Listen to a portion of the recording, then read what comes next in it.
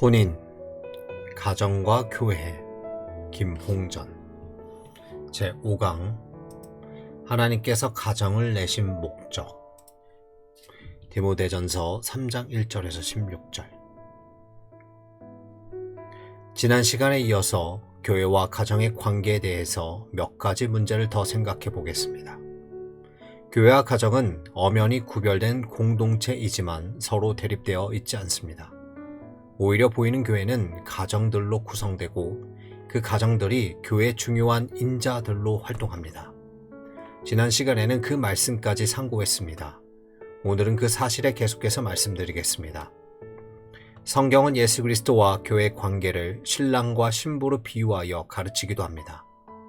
하지만 그 말씀은 신랑과 신부가 서로를 향해서 지니는 사랑과 보호, 존경과 정절 등 정신적인 태도를 표상적으로 사용한 것이지 신랑과 신부 관계 모든 것이 그리스도와 교회 안에도 있다는 것은 아닙니다. 이 세상의 현상계에 있는 어떤 사실도 그리스도와 교회가 지니는 신령하고 고도적인 관계를 온전히 나타낼 수는 없습니다. 그 관계를 설명하기 위해서 신랑과 신부의 관계를 표상으로 쓴 것일 뿐이지 신랑과 신부가 그리스도와 교회의 관계를 온전히 드러낸다는 이야기가 아닙니다. 그러니까 교회가 그리스도의 신부라고 할 때에 그것은 어떤 면에서 신부와 같다는 은유적인 표현에 불과한 것이지 모든 면에서 그렇지는 않다는 것을 주의해야 합니다. 지난 시간에도 말씀드렸지만 신랑과 신부는 이 세상의 사회에서만 존재하는 관계입니다. 부모와 자식 간의 관계도 역시 마찬가지입니다. 사람이 죽으면 이 생에서 가지고 있던 가족 관계는 마치 실이 끊어지듯이 다 끊어져 버립니다. 죽어서 영의 세계에 올라가거나 장차 모든 인류와 함께 부활할 때는 그런 관계가 더 이상 존속하지 않게 되는 것입니다. 따라서 내 생에는 이 생의 인연을 그대로 계속해서 맺는 일이 없다는 것을 우리가 분명히 알고 있어야 합니다. 부부를 비롯한 가정제도는 오직 현세에서만의 관계입니다. 이렇게 가정이 현세에서만의 제도일지라도 하나님께서는 그 기이하신 섭리의 손으로 사람이 이 세상에 태어나게 하실 때 가정을 통해서 낳게 하시고 그 방법으로 사람들이 생육하고 번성하게 만드셨습니다. 그리고 당신이 구원하사 영광스럽게 만드실 백성들도 다 이 가정을 통해 나서 기름을 받게 만드셨습니다. 부모를 통해 기름을 받는 가운데서 당신의 백성다운 사람으로 성화되어 가게 만드셨습니다. 또한 부부도 가정을 이루어 함께 살아가는 동안 더 신령한 인격으로 발전하도록 하셨습니다. 물론 세상의 모든 가정이 다 그렇게 되고 있는 것은 아니지만 하나님께서 가정을 내신 본인은 바로 그것이며 지금도 그렇게 되기를 바라고 계십니다. 그러한 까닭에 사람이 생육하고 번성해 나가는 것은 그냥 동물의 본성에서 비롯된 현상이 아니라 뚜렷한 목적을 가지고 있는 것이며 그 목적은 대단히 고귀한 것입니다. 비록 가정의 제도가 이 생으로 끝나는 것이라 할지라도 하나님께서 가정을 그릇으로 쓰셔서 이루시려고 하시는 목적은 이 생으로 끝나지 않고 영원히 계속될 것입니다. 부부의 관계도 이 생으로 끝나는 것이지만 부부가 함께 나누고 추구해 가야 할 사랑과 사명은 영원한 세계에 다 관계되는 일입니다. 그리스도인 부부가 혼인하고 자녀를 낳음으로써 갖는 우선적인 특권은 세상 사람과 같이 단위 사회를 만들어 공동 생활을 하는 데 있지 않습니다. 또한 생물적인 생육과 번성을 통해 가세를 확장하는 데에도 있지 않습니다. 중요한 것은 하나님께서 그런 가정을 이 땅에 두시어 세상 앞에 당신의 영광을 드러내셔서 구원과 심판의 도전을 제시하시려는 뜻에 있으며 또한 그러한 일을 역사상 끊임없이 계속해 나가기 위해서 당신의 백성을 그런 가정 안에서 길러내게 하시려는 뜻에 있습니다. 가정은 그런 거룩한 뜻을 이루시려는 데 그릇으로 쓰입니다. 이런 가정에서 세상 앞에 하나님의 은혜와 어미를 찬연하게 중시한 위인들이 나왔습니다. 하나님께서도 세상을 구원하시려고 하실 때 당신의 아드님을 먼저 가정에 나서 기름을 받게 하셨습니다. 어거스틴 선생도 그의 부모가 있었던 까닭에 나왔습니다. 하나님은 그 부모를 그릇으로 쓰셔서 어거스틴이라는 당신의 훌륭한 종을 땅에 내보내신 것입니다. 바울 선생도 그의 부모에게 나왔습니다. 바울 선생의 부모의 가치와 의미는 바울 선생이라는 하나님의 큰 종이 세상에 나와서 하나님 나라의 일을 잘 받들고 나아가는 일을 하게 했다는 데 있습니다. 이런 일들은 하나님의 섭리로서 되는 것입니다. 그것과 어울러 또 생각해야 할 사실이 있습니다. 하나님께서는 만세전에 계획하신 것을 적시의 땅 위에서 이루어 나가시되 이루어 나가실 수 있는 가능한 모든 사람에게 구유하게 하신 것이 아니라 매사에 친히 관여하셔서 힘을 주시고 역사하셔서 그 일을 이루어 나가게 하시는데 그 일에서 가정은 하나님의 그릇으로 중요한 의미를 가집니다. 그리고 가정이 이렇게 하나님의 영광의 그릇으로 쓸 자녀들 보내시는 그릇이 된다는 것뿐만 아니라 부부가 땅에서 그 일을 이루어 나갈 때에 같이 협력해서 성심껏 받들고 나가는 데에도 또 하나 중요한 의미가 있습니다. 그것이 하나님께서 가정을 이루게 하신 가장 중요한 이유 중 하나입니다. 하나님께서 가정 제도를 제정하시면서 보여주신 크신 뜻이 두 가지 있습니다. 한 가지는 생육하고 번성하라는 것이고 다른 한 가지는 땅에 충만하도록 번성해서 땅을 정복하고 다스리라는 것입니다. 이렇게 가정은 먼저 생육하고 번성하는 것에 그 특권적인 임무가 있습니다. 그러나 모든 가정이 그런 임무를 이행할 수 있는 것은 아닙니다. 생육이 없는 집안도 있을 수 있습니다. 그렇다고 해서 가정이 의미가 없는 것은 아닙니다. 우리 조상들은 이주시대에 생육이라는 것을 가정 존재의 가장 큰 의미로 생각해서 부조전례 가호의 집안의 문호를 계승해서 후대에 전하기 위해서는 반드시 자식을 낳아야 하며 딸만 낳으면 안 되고 반드시 아들을 낳아야 하겠다고 해서 아들을 못 낳는 것도 부인을 친정으로 돌려보내는 7가지 조건 가운데 하나로 규정했습니다. 다른 것은 다 만족할지라도 자식을 낳지 못한다는 것 하나 때문에 이혼해서 친정으로 돌려보내버렸습니다. 그러나 하나님 나라의 가르침에는 그런 법이 없습니다. 생육하고 번성하는 것이 최종의 목적이 아님을 가르칩니다. 생육하고 번성하는 것은 그것으로서 이루려는 목표의 발판으로서 그것 자체는 단순히 생물학적인 현상에 불과합니다. 세상에는 많은 사람이 사는데 그 사람들이 다 생육하고 번성한다고 해서 하나님 앞에 모두 중요한 의미를 가지는 것은 아닙니다. 생육해 나온 사람들 가운데는 마귀의 자식도 생기는 것이고 아주 악하게 하나님을 반대하는 자도 나오는 것이고 또 안맥 가운데 제 마음대로 해서 주를 믿고 의지하여 살아나가려고 하는 사람들의 길에 많은 장애를 놓는 사람들도 나오는 것입니다. 말하자면 하나님 나라의 반대 세력의 요소로 나오는 사람들도 많이 있습니다. 그런 일을 하라고 생육하고 번성하라고 하신 것은 아닙니다. 하나님이 축복하신 것은 하나님 당신의 크신 경륜과 계획이 이루어 나가기 위한 것인데 사람이 그것을 저해하는 반대 방향으로 나가는 것이 무슨 축복의 상징이고 또 그 결과이겠습니까? 중요한 것은 항상 생육하고 번성하는 그것 자체보다도 생육하는 일반적인 법칙 가운데 하나님께서 당신의 자녀들을 이 세상으로 보내주시는 거룩한 일이 적극적으로 이루어지는 데 의미가 있습니다. 자식이 나오되 하나님의 자식으로 하나님의 유조한 자식으로 나오는 것이 의미가 있는 것이지 하나님 나라를 반대하고 저해하는 괴악한 자식이 나와서 괴악한 일생을 보낸다면 진실로 나온 의미가 없는 것입니다.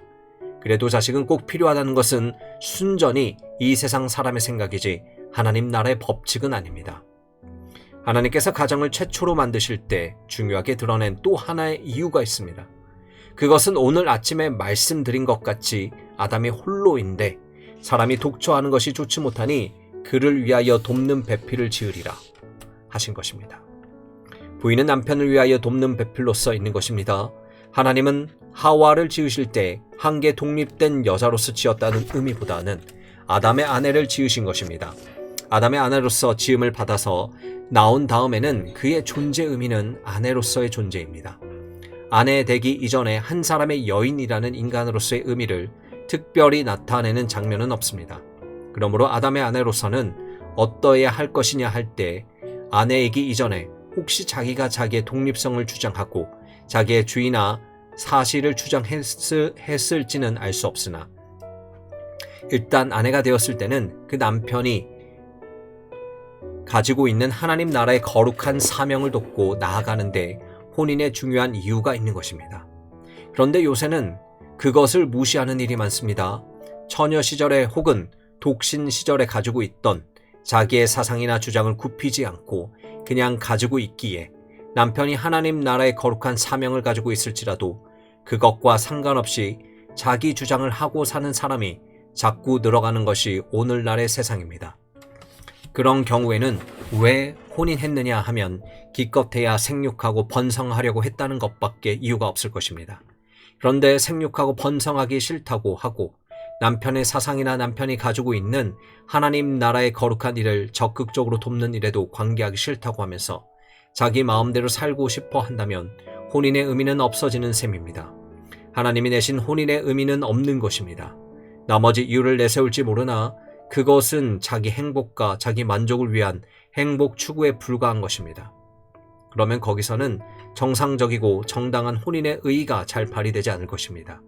그러므로 생육하고 번성한다는 것도 중요한 일이지만 그것도 하나님 나라에 항상 적극적으로 가담하는 거룩한 자녀들이 거기서 생산되어야 의미가 있는 것이고, 둘째는 하나님 나라의 사명을 부부가 서로 도와서 이루어 나간다 하는 데에 혼인의 의미가 있는 것입니다. 여기서 우리가 생각할 문제가 있습니다. 아담은 처음부터 하나님 앞에 사명을 받아가지고 있었습니다. 그러므로 아담은 더 무엇이 부족하다고 할 것이 없이 하나님 보시기에 좋게 만들어진 것입니다. 하와는 그러한 아담을 돕는 배필로 존재했습니다. 그러나 사람이 한 번 죄를 짓고 난 다음에 세계가 타락하고 안매하게 된 이후부터는 남자가 하나님 나라에서 맡은 바 사명이 있다는 각성을 갖는 일이 희귀하게 되었습니다. 오히려 존재의 목적을 자기 행복 추구에 두는 경우가 대부분입니다. 그래서 혼인을 하면 여성은 아내가 되어서 그 남편의 행복 추구를 잘 돕는 사람도 있고, 그 행복 추구라는 것이 옳지 못하다고 반대하는 사람도 있습니다. 그런 경우에 남편에게 반대한다고 해서 혼인의 기본적인 법칙을 어긴 것이냐 하면 그렇다고 할 수도 없습니다. 왜냐하면 아담과 하와는 먼저 하나님께 계시를 받고 사명을 받았다는 터 위에 혼인을 했기 때문입니다. 죄를 짓고 안매해서 무엇인지 알지 못하고 방황하는 터 위에서 이야기가 시작되지 않았습니다. 아담은 하나님 앞에서 거룩할 뿐 아니라 원시의 의, 시초의 의를 가지고 있는 인물이었습니다. 그리고 하나님과 거룩한 교통이 있으면서 영화의 정점을 향해서 매일 나아가면서 에덴 동산을 다스리며 땅 전체 위에 하나님이 나타내시려고 하는 그 영광을 나타내는 사명을 향해야 했습니다.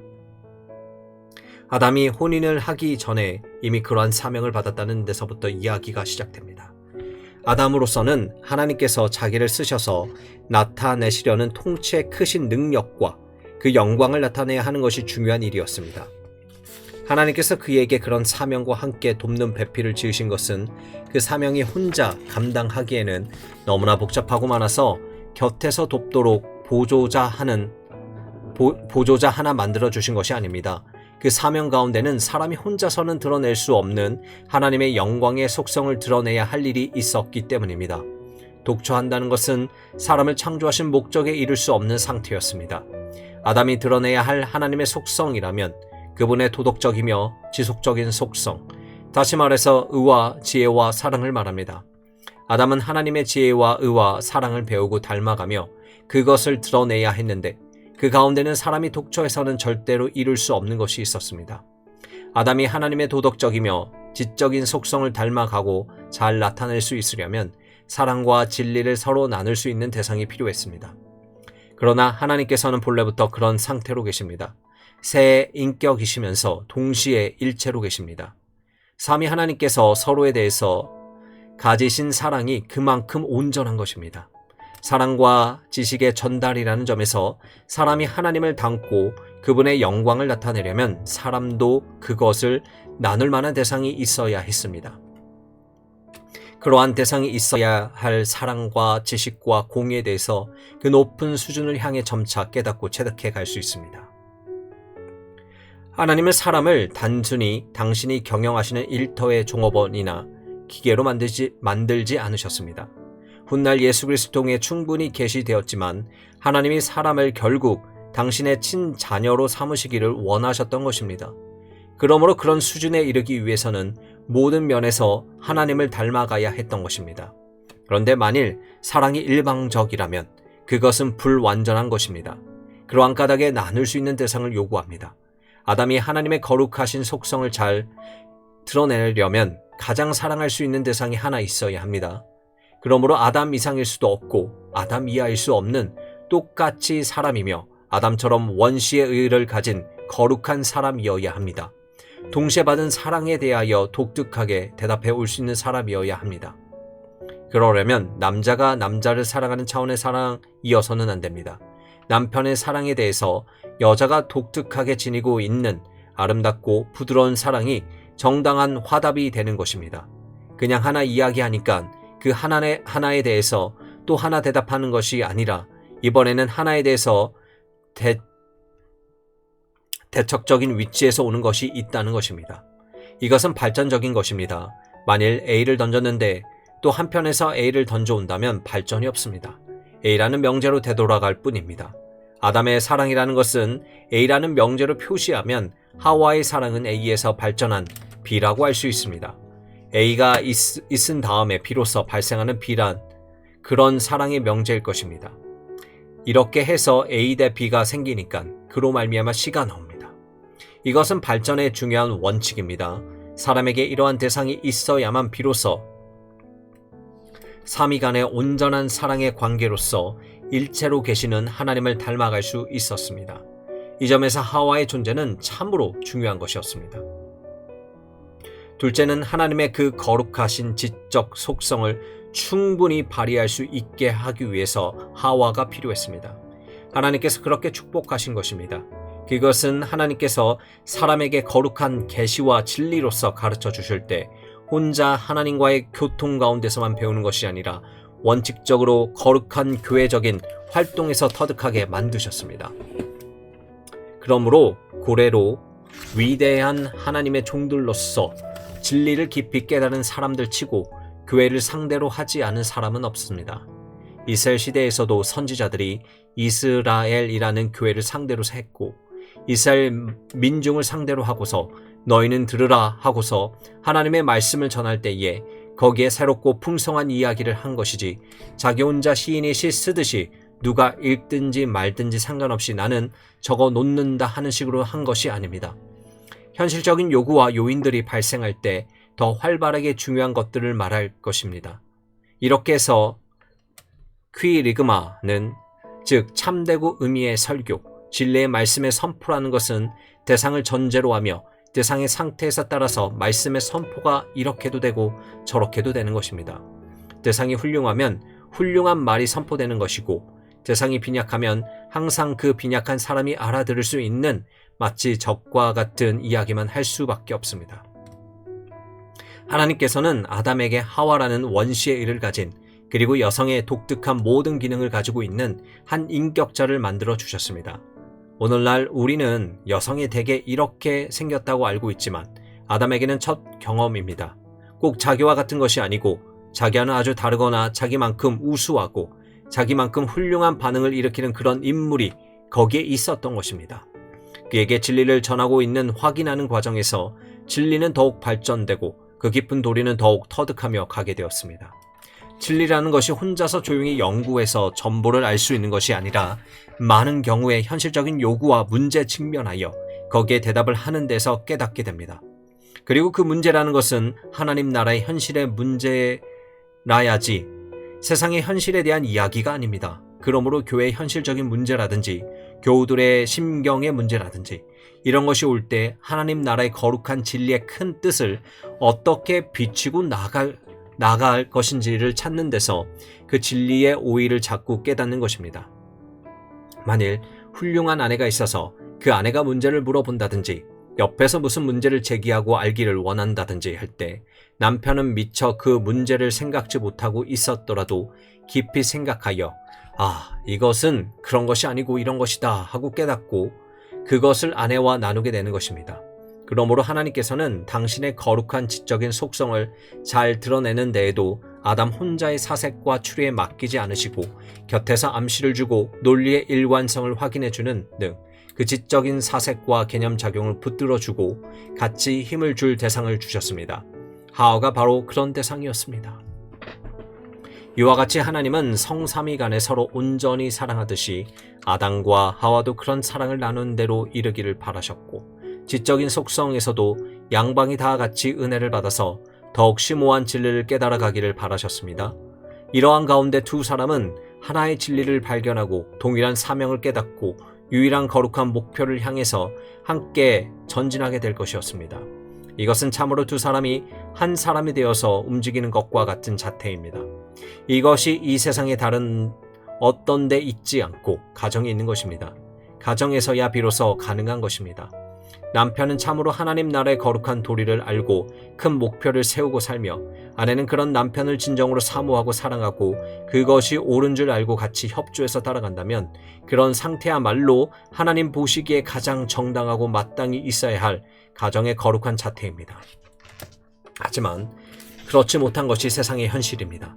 그것은 사람이 죄의 안매로 말미암아서 진리를 깨닫는 것이 대단히 더디고 또 마음이 부패하여 하나님 나라의 거룩한 것을 적극적으로 싫어하는 성향이 굳게 뿌리를 내리고 있기 때문입니다.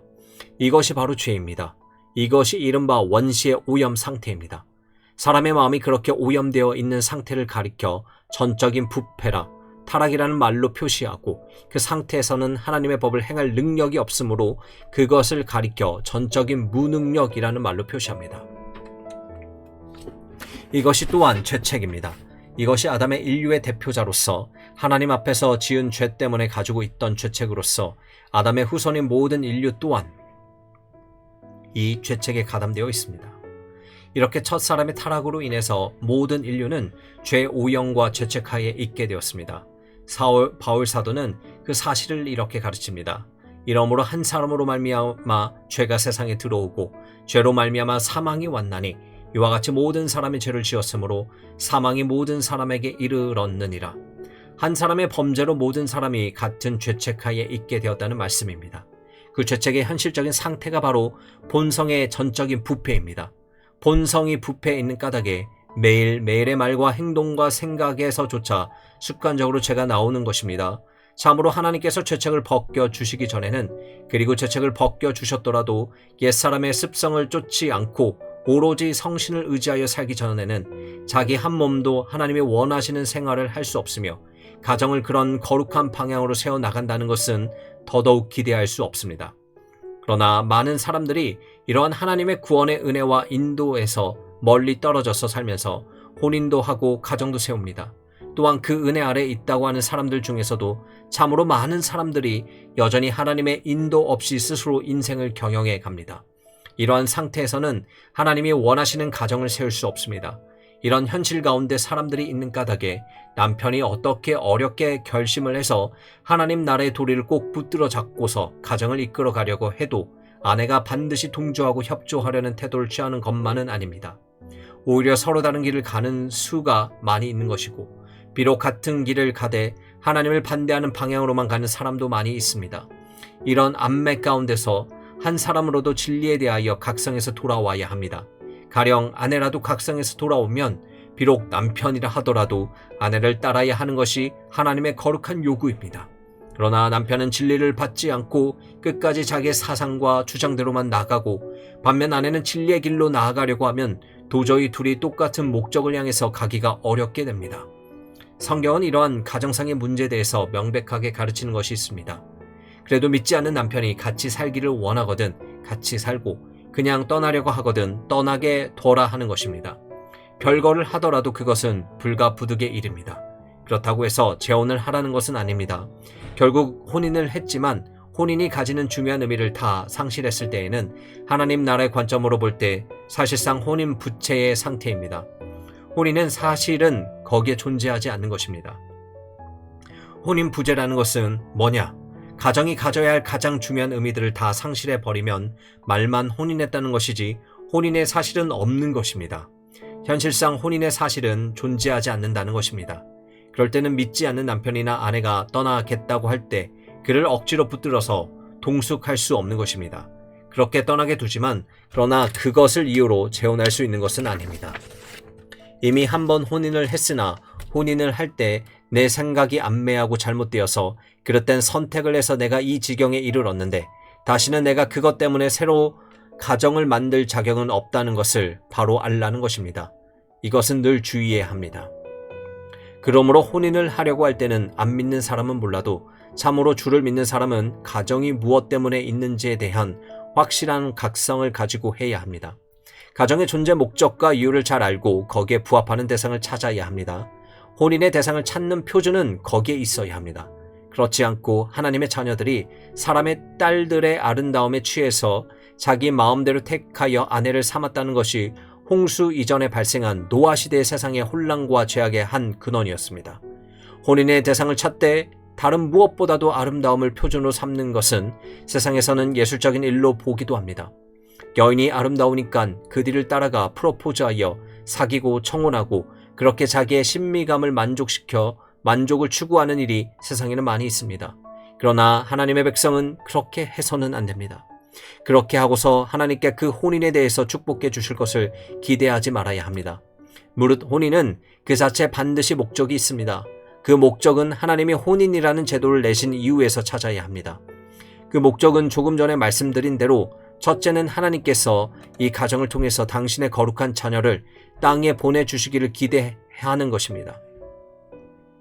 하나님과 그분의 나라에 대한 생각이 무엇보다도 앞서야 합니다. 하나님과는 상관이 없고 더구나 반대하는 패역한 사람과 혼인을 한다면 그것은 자기의 욕망과 행위에 대해서 아무런 책임도 지지 않고 아무런 고려도 하지 않는 행위입니다. 그것은 자기 욕심이 앞서서 말만 여러 가지로 늘어놓지 사실은 하나님이 정하신 혼인의 거룩한 목적을 다 무시해버리는 태도입니다. 둘째는 더 근본적인 것으로서 자식을 못 낳을지라도 반드시 가지고 있어야 할 목적입니다. 그것은 내외가 다 같이 하나님께서 주신 거룩하고 참된 사명을 지고 인생의 길을 낭비하지 않고 가는 것입니다. 그런데 그것도 저것도 안 따져보고 혼인이라고 했다면 그 안매하고 계약한 선택은 나중에 자연스럽게 결과를 거두기 마련입니다. 훗날 각성해서 그때 일을 되돌아보거나 그 일 때문에 자기가 겪고 있는 현재 상태를 돌아보면 얼마나 돌이킬 수 없는 잘못을 저질렀는지를 절감할 때가 오는 것입니다. 그때 잘못된 선택으로 얼마나 큰 약점을 지니게 되었고 큰 제한을 받고 있는가를 알 때가 오는 것입니다. 이렇게 하는 것은 하나님께서 이 세상에 가정을 보내신 본의에서 벗어나는 일입니다. 가정은 그런 것을 위해서 있는 것이 아닙니다. 가정의 이상적인 모습이라는 것은 내외 두 사람이 이 세상의 다른 데에서 발견할 수 없는 자태, 곧 거룩한 사랑과 진리를 서로 나누고 동시에 하나님의 계시를 공동으로 지키고 그것을 더 깨달아 후대에 전해 나간다는 사실이 그 가운데 드러나야 하는 것입니다. 그런데 그런 중대한 일들을 고려하지 않고 혹은 무시해버리고 자기의 소욕을 따라 대상을 선택하고 혼인을 한다면 장차 그 일로 말미암아 겪게 될 여러 가지의 결핍과 고통스러운 결과에 대해서 하나님께서 다른 것으로 메워주시지 않습니다. 그것은 마치 사람이 예수를 믿기 이전에 마음이 약해서 자기의 다리 한 짝을 찍어내버렸다든지 팔 한 짝을 찍어내버린 다음에 예수를 믿고 예수 그리스도의 속죄로 말미암아 구원을 받았어도 찍어내버린 다리가 제대로 돌아오지 않는 것과 마찬가지입니다. 따라서 혼인을 하려고 할 때는 그때만큼 신중해야 합니다. 물론 그렇다고 해서 진리를 풍성히 아는 사람끼리만 혼인을 해야 한다는 말은 아닙니다. 진리를 풍성히 아는 것은 혼인의 조건이 아니라 다 같이 진리의 길에 서고자 해서 하나님 앞에 의지하고 나오는 것이 중요한 조건이 되는 것입니다. 이렇게 함으로써 비로소 그 가정은 하나님께서 이 세상의 가정 제도를 내신 본의를 드러내기 시작하는 것이고, 그러면 그 가정은 참된 교회의 가장 아름답고 힘있는 요소로서, 즉 핵과 같은 요소로 교회의 중요한 속성을 드러내는데 유조한 존재가 되는 것입니다. 이러한 것이 하나님 나라의 크신 도리 가운데 우리가 발견할 수 있는 교훈입니다. 혼인을 하여 가정이 세워지면 그 나라에는 일반적으로 자녀들이 태어납니다. 이로써 가정에는 부모와 자녀라는 생내적인 관계가 생깁니다. 남편과 아내의 관계가 그렇듯이 이 부모와 자녀의 관계도 하나님과 우리 사람의 관계 일면을 드러내줍니다. 우리는 하나님께 대하여 창조주, 구주, 주 또는 왕이라는 칭호를 표현합니다. 창조주라고 할 때는 피조물의 입장에서, 구주라고 할 때는 구원받은 죄인의 입장에서, 주라고 할 때는 종의 입장에서, 왕이라고 할 때는 다스림을 받는 백성의 입장에서 하나님을 표현한 말들입니다. 이와 아울러 또 한 가지 보편적으로 쓰는 표현은 아버지라는 말입니다. 우리가 하나님을 아버지라고 할 때 그것은 성부, 성자, 성신 가운데 성부의 위만이 아니라 삼위일체이신 하나님께 대해서 보편적으로 부르는 말입니다. 우리가 하나님 아버지라고 부를 때와 예수님께서 하나님을 아버지라고 부르실 때는 그 의미가 다르다는 사실을 주의해야 합니다. 예수님께서 하늘에 계신 내 아버지라고 하실 때는 성부 하나님을 가리켜 하신 것이지만 하늘에 계신 너희 아버지라고 하실 때는 반드시 성부에 대한 칭호인 것보다도 삼위일체 하나님에 대한 칭호로서 쓰시는 경우가 많습니다. 그러나 오늘날 우리가 하나님 아버지라고 할 때는 삼위일체 하나님의 거룩하고 유일하신 존재와 우리의 어떤 독특한 관계를 표현하는 말입니다. 안 믿는 사람은 하나님을 아버지라고 못한다고 말하는 수도 있습니다. 하나님의 보편적인 부성이 없는 것은 아닙니다. 성경에도 그런 용례들이 있습니다. 모든 사람들이 다 하나님께 내신 바 되었다는 의미에서는, 즉 그분의 피조물이라는 의미에는 하나님께서 모든 인류의 아버지가 되신다고 말할 수 있습니다. 그런 의미로도 사용하는 경우가 있긴 하지만 믿는 사람이 아버지라고 했을 때는 하나님과의 그 독특한 특수한 관계 속에서 일컫는 말입니다.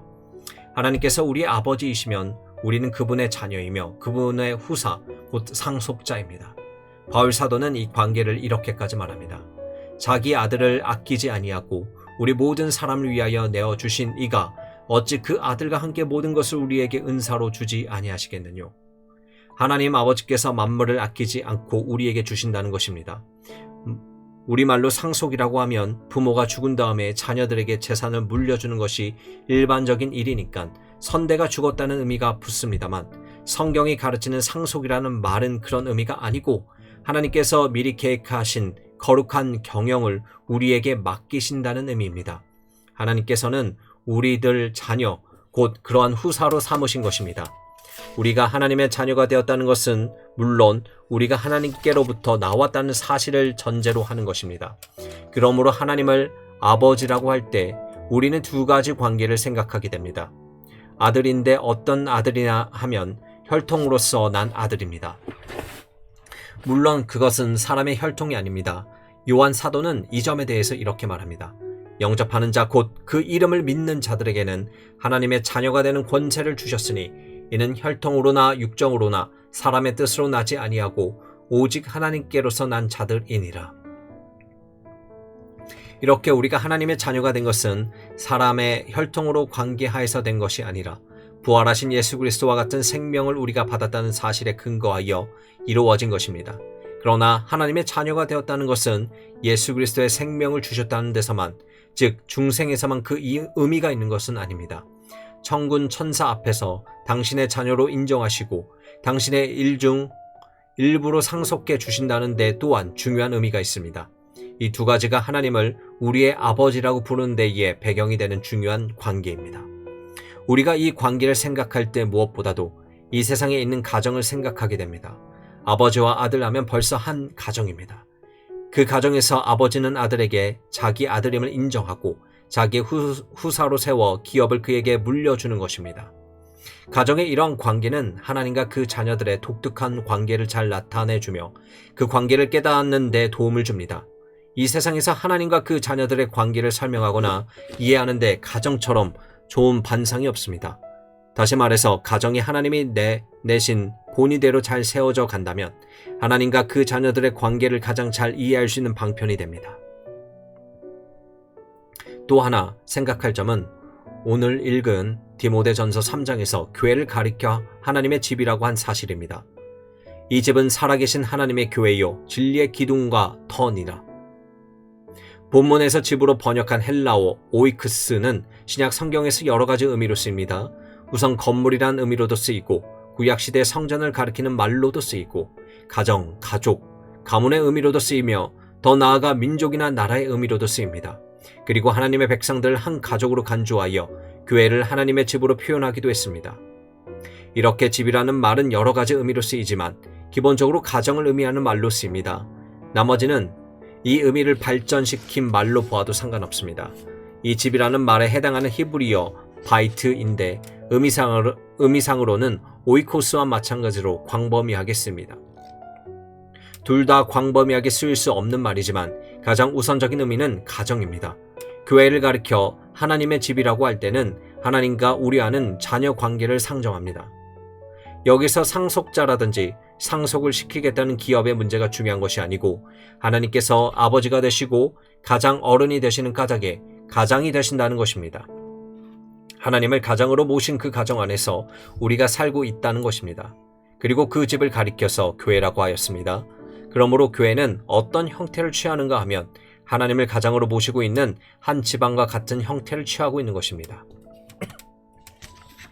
교회가 일종의 집안이라면 그 신뢰는 가정에 있습니다.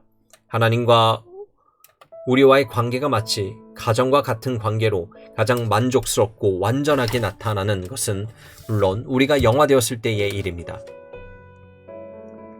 그때 하나님과 우리와의 관계가 영광스러운 위치에 이르러 완전한 관계가 될 것입니다. 그러나 우리가 영화되지 못한 상태에서라도 그 관계를 가장 방불하게 나타내는 것은 가정입니다. 이 사실은 우리의 가정생활의 중요한 도덕적인 의미를 깨우쳐줍니다. 먼저 부모가 자녀들을 어떻게 대할 것인지를 생각하게 해줍니다. 부모는 하나님께서 그 자녀들을 어떻게 대하시는지를 생각하면서 자녀를 대해야 할 것입니다. 하나님께서 그 백성들, 곧 자녀들에게 어떤 마음을 품고 대하시는지를 체득하는 것이 중요합니다. 또한 자녀들에게 자기의 부모를 어떻게 대해야 할지를 깨우쳐줍니다. 부모에게 어떻게 대하기 전에 먼저 하나님의 백성들이 아버지가 되시는 하나님께 어떤 심정으로 대하는 것인지를 배우고 생각하면서 부모를 대하는 것이 옳습니다. 하나님께서 우리를 자녀라고 부르시며 우리가 하나님을 아버지라고 부르는 것은 그분의 어미를 가지고 다스리는 것이고 우리는 그 다스림을 받는 데에는 그 특성이 있지 않습니다. 또한 무슨 사명을 줘서 나가 일을 하라는 점에 그 아버지의 독특성이 있는 것이 아닙니다. 그것은 주와 종의 관계로서 하시는 일입니다. 또한 창조주와 피조물의 관계에 입각하여 피조물의 연약을 보시고 창조자로서 당연히 다스릴 것을 다스려 가시는 점에서 그 특성이 있는 것도 아닙니다. 영원하신 작정 하에서 일을 하시는 이것은 하나님의 창조주로서 하시는 것입니다. 또한 인류를 죄에서 건져내시는 것은 구주로서의 일입니다. 하지만 아버지라고 할 때 그 말 가운데 이런 것을 다 포함하여 생각하기는 어렵습니다. 왜냐하면 사람이 말하는 아버지라는 말은 결국은 아버지의 아들의 형통의 연결과 친자 간의 관계, 한 가정을 이루고 서로 살아가는 것, 아버지는 아들이 어린 동안 보호해서 길러내며 보양으로 하는 것, 자녀는 부모의 지도와 교훈을 받아가면서 성령까지 장성해 나간다는 것, 이런 데에 있기 때문입니다. 거기서 중요한 것은 부자간의 독특한 사랑입니다. 아까도 말씀드렸지만 아버지라는 말로 어버이를 대표할 때 어린 자녀들이 저희 어버이에 대해 덮어놓고 안심하고 의지하고 살아가는 형태, 그리고 그 어버이 되는 사람은 어린 자식들을 또 사랑하고 보호해주는 이런 형태, 이런 것들이 하나님께서 사람들의 마음 가운데 심어주신 것으로 그것은 하나님에게서 원래 있는 거룩한 품성으로서 하나님께서도 하나님의 자녀들인 우리들을 그와 같이 돌보시는 것을 우리에게 또한 보이시는 것입니다. 우리들 자신이 가정하에 하나님의 법도대로 하나님이 하시려는 방식대로 자녀에 대해서 생각하고 대해 나가시는 것이 중요합니다. 자녀도 마찬가지 어떠한 의무와 생각으로 부모에게 대해서 하느냐 할 때 하나님께서 가르치시는 법도대로 하는 것이 옳습니다. 이러한 것이 가장 정당한 부자의 관계입니다. 하지만 부자의 관계를 잘못된 철학으로 세워놓으면 마치 자식이 부모를 위해 순절하고 또 심지어 부모를 신앙 대상으로까지 만들게 되는 수도 있습니다. 여러분은 다 유교 사상 가운데 부자의 관계, 효라는 것을 말로는 효를 그렇게 말하지 않으면서도 실제로는 자식이 부모를 위해서 여러 가지를 희생을 하되 나중에는 심지어 자기의 목숨까지라도 부모를 위해서 희생을 하면 그것을 출천대요라고 했던 일들을 잘 아실 것입니다. 이로써 부모가 자식을 생각할 때도 한 사람 한 사람으로서의 하나님 자녀요, 하나님과의 관계자라는 점을 떠나서 끝까지 자기와의 관계, 즉 아버지와 자식 간의 관계가 최종의 관계인 것 같이 생각하는 오류 가운데 빠져 들어갔던 것입니다.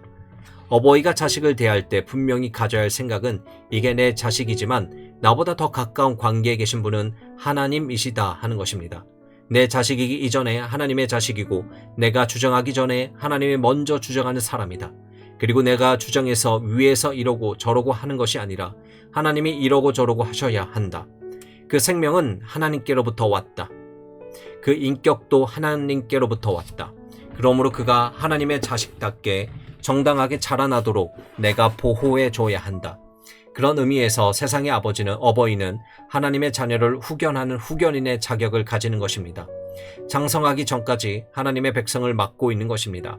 자식은 자기가 맡은 하나님의 백성의 한 사람이지 자기의 소유가 아닙니다. 자기의 재산은 더군다나 아닙니다. 그러나 고대에는 오늘날도 그런 일이 종종 있지만 자녀의 인권에 대해서는 별로 치중해서 생각하지 않고 오히려 재산점으로 여기던 때도 있습니다.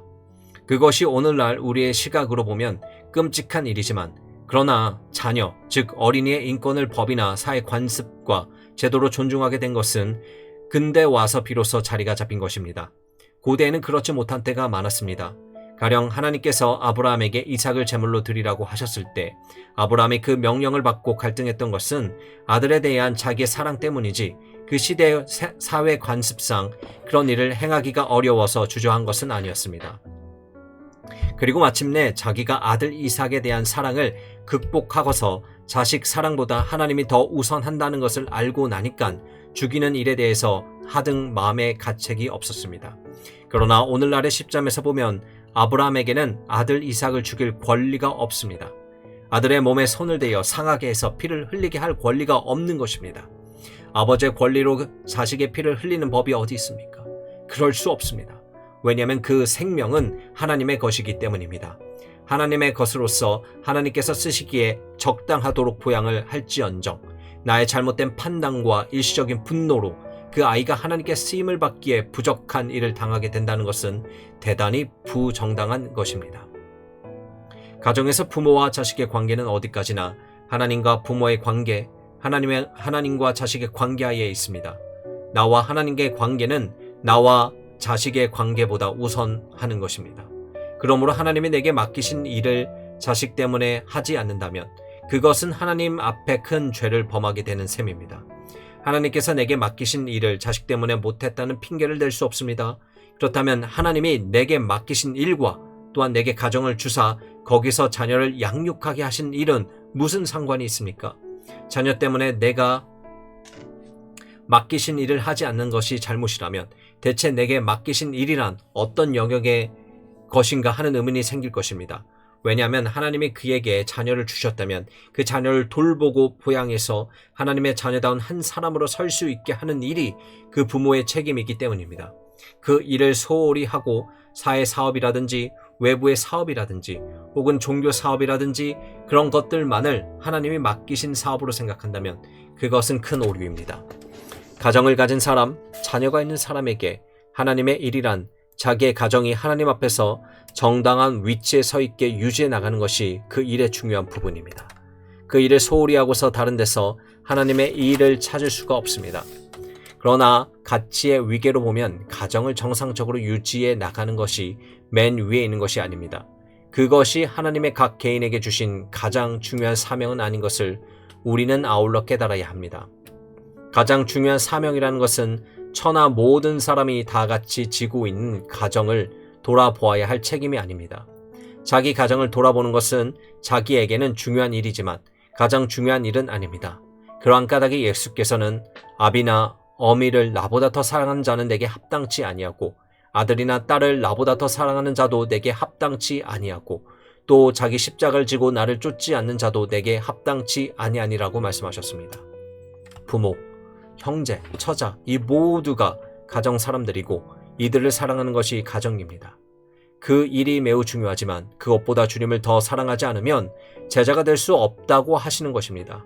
즉 예수님의 교훈을 배워 그분이 요구하시는 것을 적극적으로 행해 나가는 것이 더 중요합니다. 그런 데는 둔감하면서 하나님께서 나에게 가정을 주셨으니 가정을 지키고 있는 것이 가장 중요하다고 하면서 그것만을 지키고 앉았다면 그것은 세상 모든 사람이 하는 일을 하는 것밖에 되지 않습니다. 그런 사람에게는 적극적으로 하나님의 나라를 형성하고 전진해 나가는데 무엇을 기대할 수 없습니다.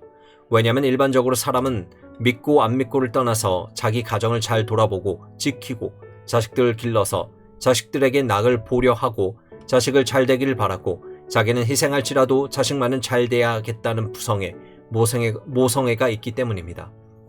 그런 심정은 안 믿는 사람에게도 얼마든지 훌륭하게 있는 것입니다. 그런 심정을 발휘했다고 해서 신자로서 할 일을 다 했다고 말할 수는 없습니다. 그러므로 우리는 두 가지 일을 잘 해야 합니다. 가정을 잘 세워나가고 자녀들 주의 훈계와 교양으로 양육해 나가는 일에도 충성을 다하되 주께서 나를 쓰셔서 하시려는 일에 대해서도 민감하게 파악하고 이행해 가야 합니다. 전자도 중요하지만 후자는 더욱 중요합니다. 하나님 나라의 일을 소홀히 해서는 안 되는 것입니다. 이런 중요한 두 가지 아주 생리적인 의무를 가정인은 짊어지고 있습니다. 앞에서도 말씀드렸지만 자식을 기르되 자식 개인의 인격을 존중해서 개인의 인격이 구김살 없이 하나님의 자식답게 장성하도록 돌보는 것이 중요합니다.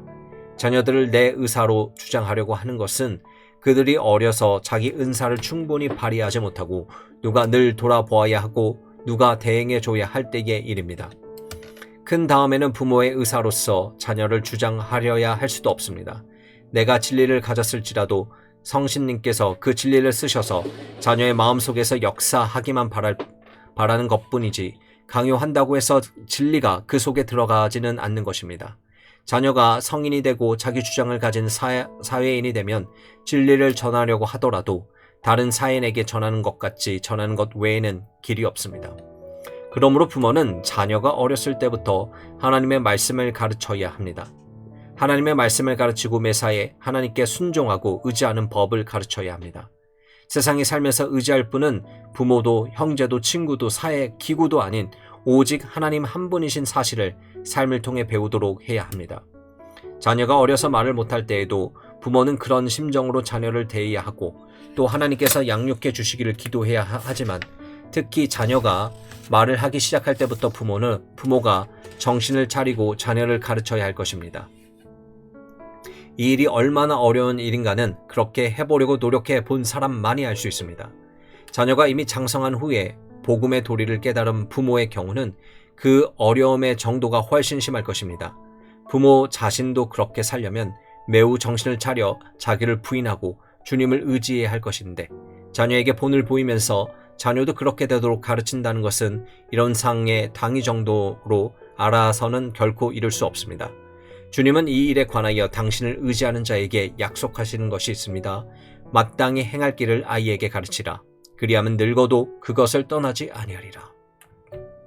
부모가 자녀를 양육하면서 무엇이 되기를 바라는 일이 종종 있습니다. 대가족 제도의 터 위에서 가문을 중시하는 사회에서는 특히 그런 일이 더 많이 생기는데 가령 그것이 다른 나라에 비해 좀 더 심한 일본과 같은 나라에서는 이것은 내가 대대로 물려받아 와서 하던 기업이니까 너는 이 가업을 전승해서 해야겠다고 하고는 가업이라는 의의로 자녀의 진로에 대해서 부모가 요구를 하는 수가 있습니다. 그런데 그것은 선조가 대대로 목사인데 너도 목사가 되어야겠다. 기업을 전수해서 받아야겠으니까 교역자가 되어야겠다고 하면 그것이 정당하냐 하면 정당하지 않습니다. 그렇게 할 수 없습니다. 하나님이 누구를 뽑아서든지 종을 삼으시는 것이고 종을 삼으시면 그 사람이 종 노릇을 하는 것입니다. 자기의 직분을 누구에게도 전가도 못하고 물려주지도 못하는 것입니다. 이런 것들을 무시하고 하나님 나라의 일도 자기의 가업인 줄 알고 가업같이 물려나가는 이런 관습 혹은 이런 풍을 일본에서 보았습니다. 우리나라에도 전혀 없는 것은 아닙니다. 그러나 그것이 반드시 물려준다는 의미보다도 자기가 목사 생활하고 자기 자식도 목사가 되었으면 하고 소원을 했다면 그것이야 나무랄 일이 없을 것입니다. 하나님을 그렇게 섬기는 일이 귀한 일이라고 생각해서 소원하는 것뿐이지 그렇다고 해서 아무도 강제하지 못하는 것입니다. 하나님께서 불러주셔야 교역자가 되는 것입니다. 자녀에게 진리를 전파하는 것도 마찬가지입니다. 하나님께서 성신님으로 그 안에서 역사하셔야 깨닫는 것입니다. 성신께서 역사하지 않으시는데 자기가 아무리 책망한다고 해서 깨달아야 하는 것은 아닙니다. 책망한다는 문제는 오직 성신께서 하시는 것입니다. 그가 와서 죄에 대하여 의에 대하여 심판에 대하여 세상을 책망하시리라. 사람이 소리질러서 진리가 더 깊이 들어가는 것은 아닙니다. 성신께서 부모나 다른 사람을 쓰셔서 친히 책망하시고 깨우쳐 주심으로써 하나님 나라의 거룩한 도리는 하나님이 만세전에 경영하신 대로 항상 발전해 나가고 전승되어 나가는 것입니다. 내가 누구에게 전해서 전승되는 것이 아니라 자연스럽게 전승되어 나가는 것입니다. 사도 바울이 디모데를 동역자로 삼았을 때는 그에게 자기의 모든 유업을 전해주려는 뜻으로 한 것은 아닙니다. 사실상 디모데는 바울 선생의 그 위대한 신학적인 사색과 활동을 전승한 사람이 아닙니다. 그러나 디모데는 하나님께서 이미 뽑아서 불러내신 까닭에 바울을 따라다니며 각지에서 전도하는 과정에서 교회를 돌아보는 자격과 능력이 생겼습니다. 하나님께서는 그를 그렇게 훈련해서 목회자로 쓰신 것입니다. 하나님께서 그를 목회자로 쓰셨을 때 바울은 하나님께서 이렇게 헬라인 아버지, 유대인 어머니에게서 난 디모데를 목회자로 세우실 줄은 미처 몰랐다고 아마 생각했을 것입니다. 그러나 하나님은 바울 선생에게 그와 같은 좋은 일만의 계승자를 세워주신 것입니다. 여기서 신학의 계승자라고 할 때 우리는 그 시대에 누가 바울의 계승자였다 하고 말할 수 없습니다. 바울 선생이 가지고 있는 위대한 신학을 잘 이어서 그것을 세상에다 전달한 이가 있다면 그것은 몇 대 후의 이야기입니다. 어거스틴 선생에게서 그것이 나타납니다. 바울이 당대에 누구를 키워서 너는 내 신학을 받아서 계속해서 일을 하라 그렇게 하지도 않았고 그렇게 하게 되어 있지도 않습니다. 그럴지라도 진리를 전승하는 일에는 하나님 당신의 신비하고 오묘한 방법이 있는 까닭에 바울 선생이 하나님 앞에 부름을 받아서 돌아간 후에 진리가 땅에 떨어져서 당초에 아무도 그것을 알아볼 수 없게 된 것은 아닙니다. 여전히 아름답고 위대한 교회는 그대로 서서 로마 시대 그 험악한 핍박을 다 견뎌가면서 끝까지 버티고 나아간 것입니다. 그리고 사실상 바울 선생의 진리라는 것은 철학이 아닌 까닭에 계속해서 무엇을 더해야 할 이유가 없었습니다. 왜냐하면 바울 선생이 쓴 편지와 마침내 사도들이 쓴 글, 그 후에 가령 야고보서라든지 유다서라든지 이런 글로써 하나님의 획시기적인 시대는 끝나고 말았기 때문입니다. 그 이상 다른 것을 누가 더 계속해서 써야 할 이유가 없었습니다. 하나님께서 실제로 어떤 가정 안에서 일을 하실 때에는 그 가정이 가지고 있는 한계가 있고 가정이 마땅히 분별해야 할 위치가 있는 것입니다. 우리는 그 이상을 과람하게 생각해서는 안 된다는 것을 주의해야 합니다. 그러나 가정이 가지고 있는 중요한 의무가 있습니다. 그것을 태만히 해도 된다는 것이 아닙니다. 다만 이상에만 치우쳐서 사람의 가업 전승이라는 제도가 그렇지 않으면 자기의 종교적 의지로 무리하게 하나님 나라의 일을 그냥 쉬어서 받들고 나가려고 하는 것은 옳지 않다는 것입니다. 누구든지 기본적으로 해야 할 일이 있습니다. 자기 자녀뿐 아니라 다른 사람에게라도 주 예수 그리스도를 믿고 구원함을 받아서 믿는 도리 안에서 하나님의 자녀로 살도록 권하고 가르치는 것은 항상 기본적으로 필요합니다. 하물며 자기 자녀 같으면 제일 가까우니까 늘 진리로 바로 가르칠 의무가 있는 것입니다. 다른 사람보다 더 기회가 많고 접촉이 많은 만큼 진리를 더 전달해야 할 의무가 있는 것입니다. 그가 그 진리를 가지고 그 방면에 특별히 대성하고 영광을 나타내기를 바라는 것은 아닐지라도 하나님 나라의 시민으로서 자기가 받은 은사를 충분히 발휘하고 살아야 할 것은 원칙적으로 모두에게 필요합니다. 이것은 자기 자식뿐만 아니라 모두에게 다 필요한 것입니다. 그러나 모든 사람들을 찾아다니면서 그 일을 못할 때는 자기 가정 안에서 먼저 하는 것입니다.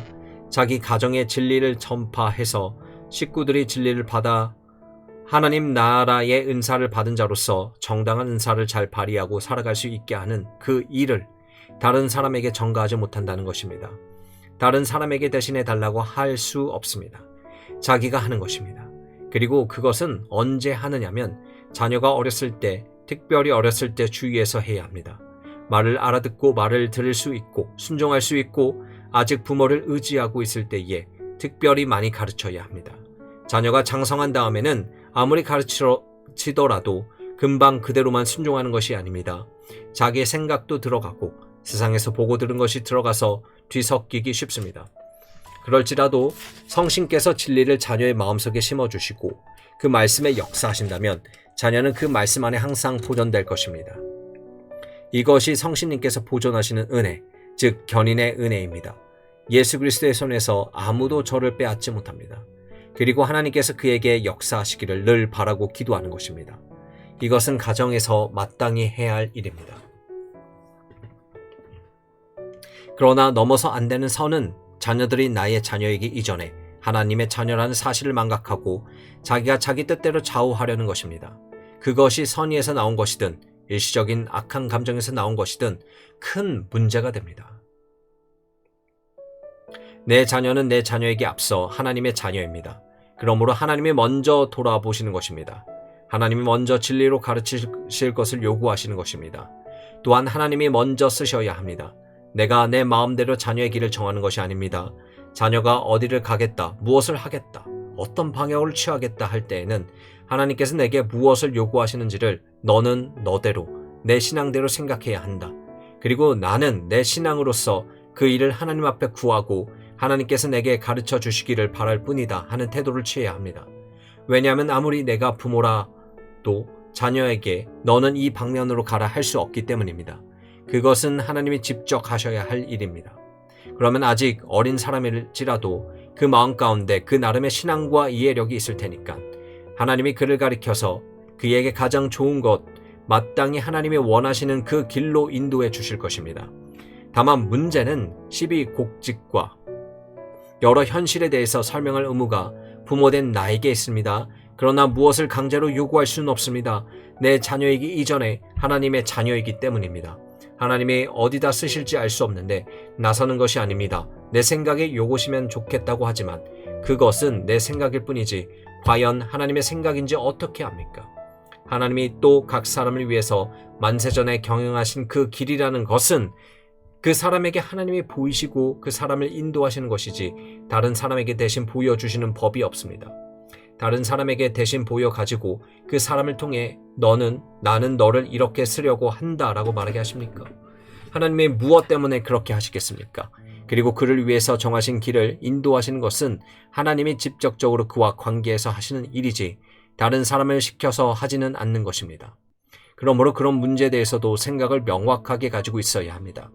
내 마음 가운데 소원은 이런 것을 했으면 좋겠다고 생각하는데 내가 그리로 안 가는 것에 대해 너 왜 그리로 안 가느냐고 종주먹을 대지 못하는 것이고 그렇다고 해서 반목도 못하는 것입니다.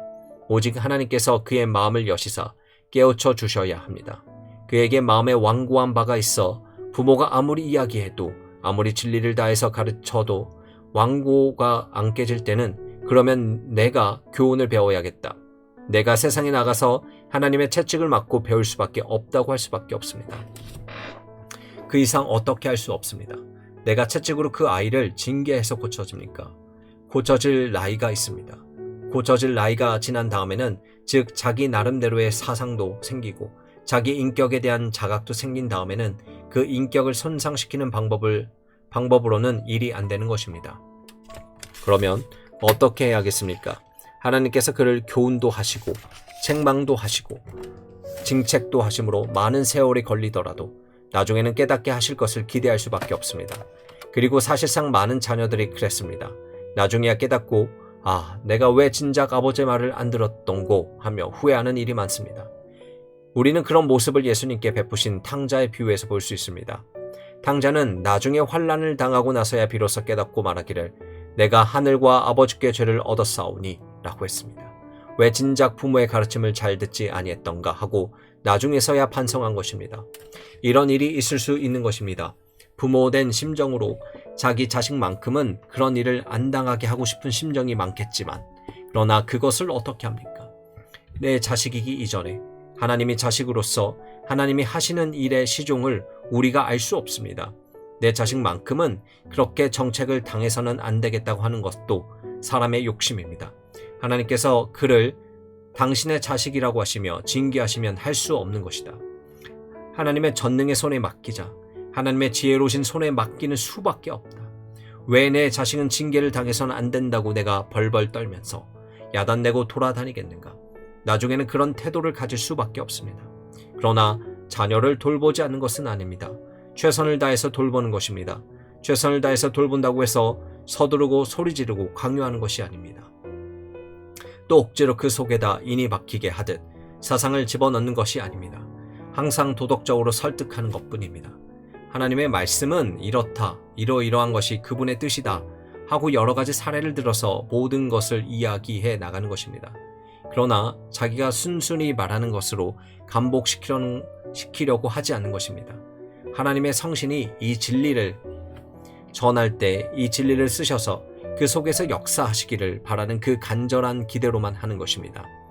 하나님의 성신은 꼭 즉시로만 역사하는 것이 아닙니다. 그 아이가 그 말을 듣고 잊어버렸어도 나중에 하나님의 성신께서 그 말을 가지고 다시 기억나게 하시고 다시 그 마음 가운데 찔려서 생각나게 하고 깨닫게 하는 수가 있는 것입니다. 문제는 진리를 전해주는 것입니다. 그것은 꼭 문제를 당해서만 하는 것이 아닙니다. 문제에 이르러 정확하게 붙들고 앉아서 자꾸 이야기하는 것으로 되는 것이 아닙니다. 그런즉 평소에 하나님의 말씀으로 때를 따라 가르치는 것이 필요합니다. 하나님의 말씀으로 하나님의 나라의 거룩한 도리를 차곡차곡 순서 있게 가르쳐주면 그 아이는 그런 데서 차츰차츰 사상을 얻게 됩니다. 그냥 저절로 얻는 것이 아닙니다. 책을 보고 얻듯이 얻는 것이 아닙니다. 이 거룩한 나라의 진리는 성신께서 그 속에 역사해서 비로소 얻는 것입니다. 성신이 역사하심으로 얻도록 하는 것입니다. 우리는 항상 이러한 재앙과 이런 한계에서 사는 것입니다. 그런 까닭에 너희 자녀들을 노엽게 하지 말고 주의 징계와 교훈으로서 양육하라고 했습니다. 자녀가 어리다고 노엽게 해서는 안 됩니다. 우리 부모가 나에게 이렇게 하는 것은 부당하다라는 생각을 갖게끔 하지 말아야 합니다. 어린 자녀라고 하더라도 그의 인격을 존중해 주는 것이 중요한 일입니다. 자기 자식이지만 아직 어리고 철없는 경우일지라도 존경할 경우는 많이 있습니다. 그럴 때에는 존경해 줍니다.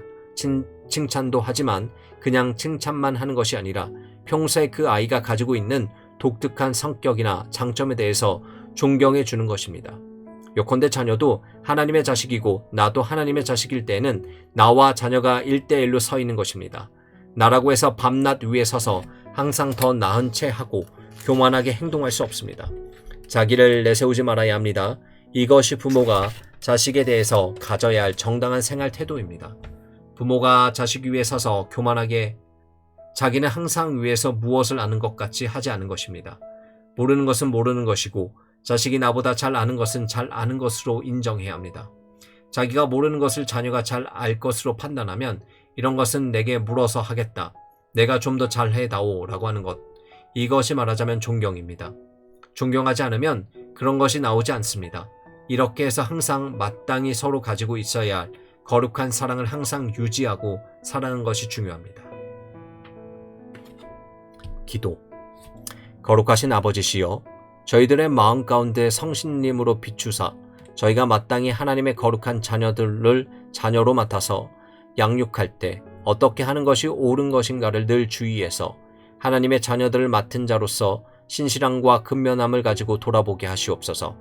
하나님이 주신 양을 돌아보는 것 같이 서로 돌아보는 거룩한 심정을 주시고 또한 자녀가 가지고 있는 여러 가지 은사, 하나님께서 그 속에 불어넣어 주시는 거룩한 사상과 능력과 은혜가 그 아이들에게 충실하고 풍성하기를 늘 간절히 바라고 저희를 그릇들로 쓰셔서 저희들을 통하여 이 아이들에게 은혜를 베푸시려고 할 때 그 그릇으로 또한 충실히 임무를 하게 하여 주시며 가정에서 하나님과의 관계가 얼마나 중요한 것인지를 늘 주의하게 하옵소서.